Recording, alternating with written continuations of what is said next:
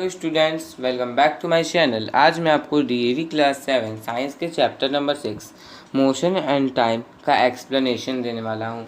Students, इससे पहले science, social science, maths पे बहुत सारी वीडियोस अपलोड है, इंग्लिश पे वीडियोस अपलोड है। यदि आपने वीडियोस नहीं देखा है तो नीचे डिस्क्रिप्शन पे आपको लिंक मिल जाएगा और ऊपर आई बटन पे मैं कुछ वीडियो दे रहा हूँ, तो किसी भी सब्जेक्ट के लिए उन वीडियोज़ को ज़रूर देख लीजिएगा। और हर एक सब्जेक्ट का एक सेपरेट प्लेलिस्ट बना हुआ है। ओके, तो आज हम लोग इस चैप्टर को शुरू करते हैं। मोशन हम लोग अक्सर ऑब्जर्व करते हैं कि जो मोटर व्हीकल्स है, एरोप्लेन्स है और एनिमल्स, बर्ड्स, ये सभी जो है ह्यूमन बींग्स के सभी के पास जो डिफरेंट टाइप्स ऑफ मोशन होता है। ओके, हम लोग ये भी जानते हैं कि जो हेवनली ऑब्जेक्ट्स जैसे कि गैलेक्सीज, ठीक है, फिर स्टार्स, सन, प्लैनेट्स और जो मून है, ये सभी मोशन में रहते हैं, ये सब गति करते रहते हैं। हम लोग ये भी जानते हैं कि जो अर्थ है वो सन के अराउंड घूमता है, उसके गोल गोल घूमता है। जब हम लोग एक प्लेस पे बैठे रहते हैं, शांति से बैठे रहते हैं, तो जो ब्लड हमारे बॉडीज़ में वो एथलीस और वेंस से फ्लो करता रहता है और एयर भी जो है वो हमारे लंग से इनटू मतलब अंदर भी जाता है और बाहर भी फ्लो करता रहता है। तो हम लोग इस चीज़ को रियलाइज़ करते हैं कि जो मोशन है वो हमारी लाइफ का इंटीग्रल पार्ट है। ओके, हम लोग कब कह सकते हैं कि एक ऑब्जेक्ट जो है वो मोशन में है? ऑब्जेक्ट को तभी मोशन में कहा जा सकता है यदि उसका पोजीशन जो है उसके इमीडिएट सराउंडिंग के संबंध में टाइम के साथ बदलता रहता है, चेंज होता रहता है। जब किसी भी ऑब्जेक्ट का पोजीशन जो है वो उसके इमीडिएट सराउंडिंग के रिस्पेक्ट में, इमीडिएट सराउंडिंग के संबंध में टाइम के साथ चेंज नहीं होता है, तो वहाँ पर कहा जा सकता है कि वो जो ऑब्जेक्ट है वो जो अभी रेस्ट में है। ओके, अब है कि ऑल मोशन इज रिलेटिव। इस चीज़ को रियलाइज़ करना बहुत ही इम्पॉर्टेंट है कि सभी मोशन जो है वो रिलेटिव है।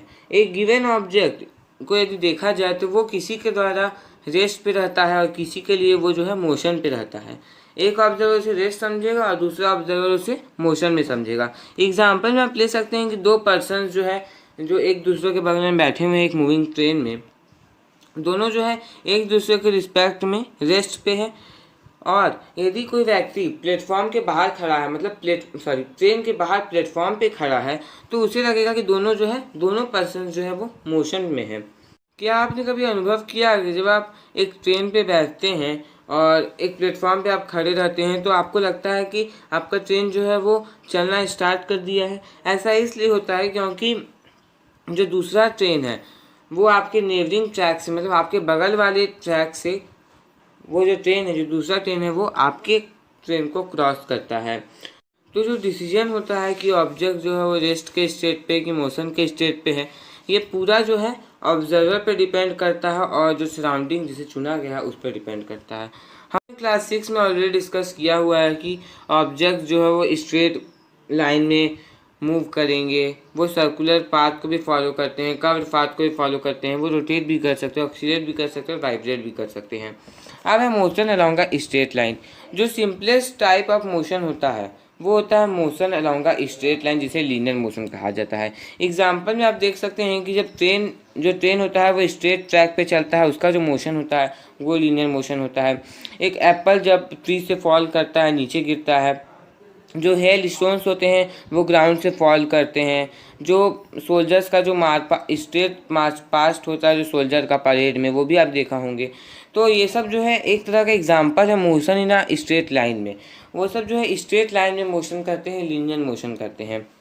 हम लोग रियलाइज़ कर सकते हैं कि हर एक केसेस में जो है जो ऑब्जेक्ट है वो एक स्ट्रेट पाथ में ही मूव करते हैं। ओके, और इस मोशन को हम लोग रेक्टिलिनियर मोशन और सिंपली हम लोग इसे लीनियर मोशन कह सकते हैं। डिस्क्राइबिंग स्ट्रेट लाइन मोशन, हम लोग को किसी भी ऑब्जेक्ट के पोजीशन को स्पेसिफाई करना होता है डिफरेंट टाइम्स में, उसके स्ट्रेट लाइन मोशन को, स्ट्रेट पाथ मोशन को डिस्क्राइब करने के लिए। हम लोग कंसिडर करते हैं कि एक कार का मोशन है एक स्ट्रेट लेवल रोड पे। ओके, एक पॉइंट ओ है जहाँ पर से जो कार है वो चलना स्टार्ट करता है, मूव करना स्टार्ट करता है। इसका मतलब ये हुआ कि जो कार है उस ओ पॉइंट पे उसका जो टी है, मतलब टाइम है, वो 0 है, 0 मिनट है। ठीक है, ए बी सी जो है उस कार के पोजीशन को रिप्रेजेंट करेगा डिफरेंट इंस्टेंट ऑफ टाइम में।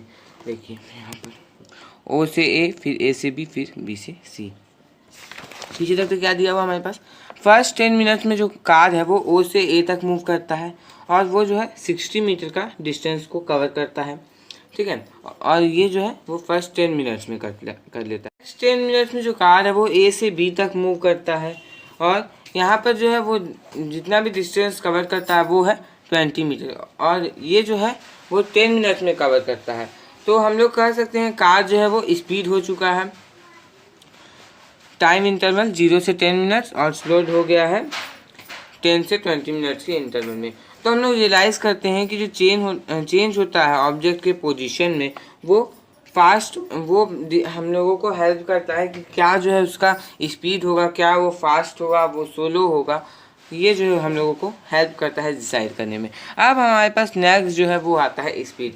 स्पीड जो है वो एक तरह का मेज़र है, एक तरह का नापतौल है, ये बताता है हम लोगों को कितने फास्ट, मतलब कितना फास्ट जो है ऑब्जेक्ट मूव कर रहा है। तो हम लोग जो है स्पीड को एक तरह का इंडिकेटर रिगार्ड कर सकते हैं रेट और rapidity of a given motion का, ठीक है। डेली लाइफ में, रोज़मर्रा की ज़िंदगी में दो सिचुएशंस हमारे लिए कॉमन हैं, हम लोग उसे हमेशा देखते हैं। पहला सिचुएशन है कि डिफरेंट टाइप्स के ऑब्जेक्ट जो है वो डिफरेंट टाइम्स लेते हैं, डिफरेंट समय लेते हैं, मतलब अलग अलग समय लेते हैं एक सेम डिस्टेंस को कवर करने के लिए।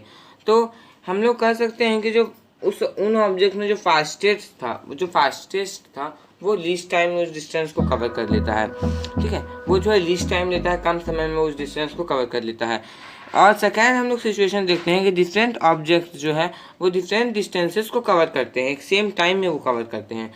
तो हम लोग यहाँ पर उस ऑब्जेक्ट को फास्टेस्ट कहेंगे जो कि मैक्सिमम डिस्टेंस को एक गिवन टाइम में कवर करता है। यदि मान लीजिए दो या दो से ज़्यादा ऑब्जेक्ट्स हमारे पास हैं, ओके, और हम लोगों को फाइंड करना है कि कौन ऑब्जेक्ट जो है वो फास्टर मूव कर रहा था, सबसे फास्ट जो है वो कौन मूव कर रहा था। तो इसके लिए जो सबसे आसान मेथड है, सबसे आसान तरीका है वो है कि उस डिस्टेंसेस को हम लोग उस गिवन यूनिट टाइम में उसे हम लोग कंपेयर करें। जितना भी डिस्टेंस वो कवर कर रहा है एक ऑब्जेक्ट, उसे हम लोग गिवन टाइम से, मतलब यूनिट टाइम से उसे हम लोग कंपेयर कर सकते हैं। एग्जांपल में जैसे कि हम लोग का देख सकते हैं कि जो कार ए है, मान लीजिए कार ए और कार बी जो है वो 30 किलोमीटर पर आवर और 50 किलोमीटर पर आवर की स्पीड से मूव कर रहे हैं रिस्पेक्टिवली, ओके। मतलब कार ए जो है ये 30 किलोमीटर पर आवर और कार बी जो है ये 50 किलोमीटर पर आवर के स्पीड से मूव कर रहा है। हम लोग देख सकते हैं कि जो डिस्टेंसेस है कार ए और बी के द्वारा जो कवर किए गए हैं एक आवर में, वो क्या है 30 किलोमीटर और 50 किलोमीटर। मतलब जो कार ए है वो एक आवर में 30 किलोमीटर कर रहा है और कार बी जो है ये 50 किलोमीटर कर रहा है। तो हम लोग सिंपली कह सकते हैं ना कि जो कार बी है उसके पास हाइयर स्पीड है, ज़्यादा स्पीड से वो चल रहा है कार ए की तुलना में। कार ए के कंपेयर में जो कार बी है वो फास्टर चल रहा है। तो यहाँ पर हम लोग के पास एक रिलेशनशिप आ गया फिजिकल क्वांटिटीज़ के बीच में। तो स्पीड जो है वो डिस्टेंस पर यूनिट टाइम के इक्वल होता है। तो स्पीड जो है वो डिस्टेंस बाई टाइम, इससे ये फार्मूला हमारा बन जाता है। जो बेसिक यूनिट होता है, जो एसआई यूनिट होता है स्पीड का, वो होता है मीटर पर सेकेंड। और इसे जो अदर यूनिट्स में भी मेजर किया जाता है, एक्सप्रेस किया जा सकता है, जैसे कि मीटर पर मिनट हो गया, फिर किलोमीटर पर आवर हो गया, kmh हम लोग जिसे कहते हैं। कंपैरिजन ऑफ स्पीड का कंपैरिजन, एयर में जो लाइट का स्पीड होता है वो होता है 3 × 10⁸ मीटर पर सेकेंड। जो साउंड का स्पीड होता है एयर में वो होता है 340 मीटर पर second at room temperature. Earth rotation का जो स्पीड होता है वो होता है 440 मीटर पर second at the equator. Earth revolution का जो स्पीड होता है वो होता है 30 किलोमीटर पर सेकेंड। मतलब जो अर्थ है वो सन के 30 किलोमीटर्स, मतलब सन का जो 30 किलोमीटर पर सेकेंड वो चक्कर मार लेता है। एक मान लीजिए एक सैटेलाइट और रॉकेट्स लॉन्च होता है तो उसका जो स्पीड होता है वो होता है 8 किलोमीटर पर सेकेंड, मतलब 8 किलोमीटर पर सेकेंड के स्पीड से वो चलता है। जो फास्टेस्ट बर्ड है उसका जो स्पीड होता है वो होता है 200 किलोमीटर पर आवर और इसका नाम है प्रीग्राइम फैल्कन, ओके। नेक्स्ट है फास्टेस्ट एनिमल। हम लोग सभी जानते हैं फास्टेस्ट एनिमल जो है वो है चीता। तो चीता जो है वो 115 किलोमीटर पर आवर की स्पीड से चल सकता है। अब हमारे पास नेक्स्ट है uniform and non uniform motion. ये कार जो है वो स्ट्रेट नैरो रोड में मूव कर रहा है और वो फर्स्ट 30 किलोमीटर जो है फर्स्ट आवर में ट्रैवल कर लेता है, तो उसका स्पीड क्या हो गया 30 kilometre per hour. Next 30 kilometre जो है वो सेकेंड आवर में कर ले रहा है, और फिर नेक्स्ट 30 जो है वो थर्ड आवर में कर ले रहा है। इस केस में जो कार है वो इक्वल डिस्टेंसेस को कवर कर रहा है, एक इक्वल इंटरवल ऑफ टाइम ले रहा है 1 घंटे का। 1 घंटे में जो है वो इक्वल डिस्टेंसेस को कवर कर ले रहा है। टोटल वो कितना किलो डिस्टेंस ट्रैवल कर रहा है वो है 90 किलोमीटर, और उसका जो स्पीड है वो है 30 किलोमीटर। तो इसका जो स्पीड है वो कांस्टेंट रहता है, एक आवर के इंटरवल में पूरा कांस्टेंट रहता है। 3 घंटा जो है वो एक कांस्टेंट स्पीड से ही चल रहा है। तो हम लोग कह सकते हैं कि जो कार का जो मोशन है वो यूनिफॉर्म मोशन है, क्योंकि वो जो है 1 घंटे के इंटरवल टाइम में जो है 30 किलोमीटर को कवर कर ले रहा है, और फिर उसी प्रकार से वो नेक्स्ट ऐसा कवर करते जा रहा है। तो हमारे पास डिफिनेशन आ जाता है यूनिफॉर्म मोशन का बन के। An object is said to be in uniform motion when it's move along a straight path and covers equal distances in equal intervals of time. However small this interval of time में भी। अब देखिए हम लोग के पास definition क्या है, एक ऑब्जेक्ट को यूनिफॉर्म मोशन तब कहा जा सकता है जब वो एक स्ट्रेट पाथ में चल रहा है और एक इक्वल डिस्टेंसेस को ट्रैवल कर रहा है, कवर कर रहा है इक्वल इंटरवल ऑफ टाइम में, और ये जो इंटरवल है ये छोटे भी हो सकते हैं। मान लीजिए कि भाई सेम कार जो है वो एक नैरो रोड पे चल रहा है, स्ट्रेट नैरो रोड पे चल रहा है, और वहाँ पर बहुत ही जाम लगा हुआ है, बहुत ही ट्रैफिक है। तो वो कुछ देर तक चल रहा है, फिर वो स्टॉप हो रहा है, फिर कुछ देर चल रहा है, फिर वो स्टॉप हो रहा है। तो उसका जो जर्नी है उस समय जो उसका स्पीड है वो चेंज होता जा रहा है, चेंज हो रहा है, फिर बार बार वो चेंज हो रहा है। तो इस टाइप के मोशन को हम लोग नॉन यूनिफॉर्म मोशन कहेंगे। जो मोशन है कार का वो नॉन यूनिफॉर्म कहा जा सकता है, क्योंकि वो जो है स्ट्रेट पाथ में नहीं चल रहा है, ना ही वो स्ट्रेट पाथ में चल रहा है, और वो जो है कांस्टेंट स्पीड से भी नहीं चल रहा है। और जब कोई ऑब्जेक्ट का मोशन एक स्ट्रेट पाथ पे रहता है और एक कांस्टेंट स्पीड से रहता है तो उसे कहा जाता है, उसे हम लोग रिगार्ड कर सकते हैं यूनिफॉर्म मोशन। नेक्स्ट है टाइम। टाइम जो है एक इम्पॉर्टेंट रोल प्ले करता है हमारी लाइफ में। कोई भी चेंज और मूवमेंट जो है उसे समझा जा सकता है एक फिजिकल डायमेंशन के टर्म में, जिसे कहा जाता है टाइम। टाइम और चेंज मतलब समय या परिवर्तन जो है वो एक दूसरे से लिंक होते हैं। कुछ नेचुरल इवेंट्स जैसे कि सूर्य ग्रहण और चंद्र ग्रहण जो है एक बार होते हैं, और कुछ नेचुरल इवेंट्स जो है अपने आप को एक रेगुलर और फिक्स्ड इंटरवल ऑफ टाइम में रिपीट करते रहते हैं। ठीक है, तो हम लोग उस टाइप के रेगुलर रिपीटिंग इवेंट्स को हम लोग पीरियोडिक इवेंट्स कहते हैं। ये जो टॉपिक है ये भी बहुत इंपॉर्टेंट है, पीरियोडिक इवेंट। एशियंट टाइम में पीपल जो है नेचुरल इवेंट्स को यूज़ करते थे जो कि रेगुलर इंटरवल ऑफ टाइम में रिपीट करते थे, जैसे कि sunrise, sunset, seasons in a year, changes in the appearance of moon etcetera. ये सब जो भी चीज़ें हैं ये एक समय सीमा में या फिर एक टाइम इंटरवल में अपने आप को फिर से उसी पोजीशन में आते हैं। ठीक है, और उस समय जो पीपल्स थे ये इसे यूज़ करते थे काउंट करने के लिए और define time interval of time को डिफाइन करने के लिए। जो टाइम इंटरवल होता है एक सनराइज और दूसरे के बीच में उसे डे कहा जाता है। एक मंथ को जो है एक न्यू मून और दूसरे न्यू मून के बीच में एक मंथ होता था उस समय। तो उस समय जो एक उस टाइप का कुछ नहीं होता था, पीपल जो है वो नेचुरल इवेंट्स को यूज़ करके डेट और टाइम इंटरवल्स को काउंट करते थे। एक ईयर फिक्स्ड होता था, उसे टाइम टेकर मतलब समय लिया जाता था एक तरह का अर्थ को सन के रिवॉल्यूशन को कंप्लीट करने में। अब टाइम का मेजरमेंट, जो अर्ली साइंटिस्ट हुआ करते थे वो बहुत सारे डिवाइसेस को बनाते हैं, डेवलप करते हैं टाइम को मेजर करने के लिए, टाइम इंटरवल्स को मेजर करने के लिए, जो कि बहुत छोटे हैं होते हैं एक जैसे डिवाइसेस, जैसे कि जो सन डियाल हो गया और जो आवर ग्लास हो गया, जो वाटर क्लॉक है, उस समय जो है इसे टाइम को मेजर करने के लिए यूज़ किया जाता था। आज के डेट पे देखा जाए तो हम लोग क्लॉक्स पे डिपेंड है, वॉचेस पे डिपेंड है इंटरवल टाइम्स को मेजर करने के लिए, जो कि सेकेंड्स, मिनट्स और आवर्स में हुआ करते हैं। क्लॉक और वॉचेस जो है वो आज के टाइम मेजरिंग डिवाइसेस है जो कि हम लोग अभी अक्सर यूज़ करते हैं। हर एक घर में जो है क्लॉक्स होंगे, वॉचेस होंगे, रिस्ट वॉचेस होंगे। तो आज के डेट पे जो पीपल है वो क्लॉक और वॉचेस पे डिपेंड है टाइम को मेजर करने के लिए। जो कि हमारे पास नेक्स्ट है द सिंपल पेंडुलम। एक सिंपल पेंडुलम जो है वो उसमें जो है उसके टॉर्च लाइट से एक मेटल बॉब अटैच होता है, मेटल बॉल अटैच होता है जिसे बॉब कहा जाता है।